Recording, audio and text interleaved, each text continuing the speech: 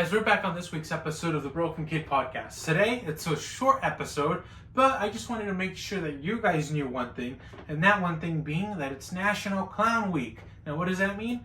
It means that from here, for about a week till about August 7th is when it's actually nationally declared, and this is true, you can look it up, by Richard Nixon. You gotta look it up, and you gotta find out that it's gonna be, that it's a real holiday. And the reason for that is because not me, I wasn't alive back then, but Nixon wanted to make it a national holiday that would extend over a week for the sole purpose of showing how much clowns were cool and how much happiness they brought and all this stuff. But somewhere along the middle it got lost because guess what?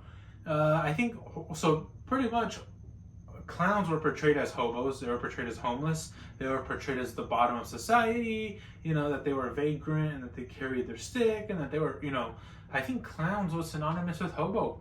So, so the world just viewed them as outcasts, and outcasts that were very nasty, poor, rough around the edges, just, weren't very cultured. That being said, we found, people are just not liking them. And then, somewhere along the line, a smart man decides to dress up as a clown and go to birthday parties.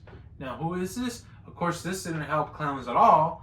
And if there's clowns out of business, some people might even say it's because of this infamous murderer, killer clown. And that would be John Wayne Gacy. Now, they didn't help out anyone that this guy was dressing up as a clown, killing kids, burying them out under their house. So what that kind of inspired was even more horror. Now people actually have a real reason to be afraid.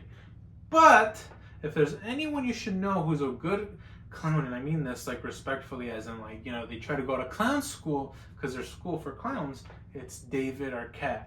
So just go ahead and look up David Arquette. He was in Scream. Once you find that, you can go ahead and go down a rabbit hole of all these movies that he was in, and he's lived a crazy life. Because not only is he David Arquette, but he comes from the Arquette dynasty. So in other words, he's got a big acting family, for those who are still alive, unfortunately, But that being said, I wanted to let you guys know that it is National Clown Week, and if you see a clown, give him a high five. If you see a clown like John Wayne Gacy, maybe giving him a high five might turn him on. That being said, this is the end of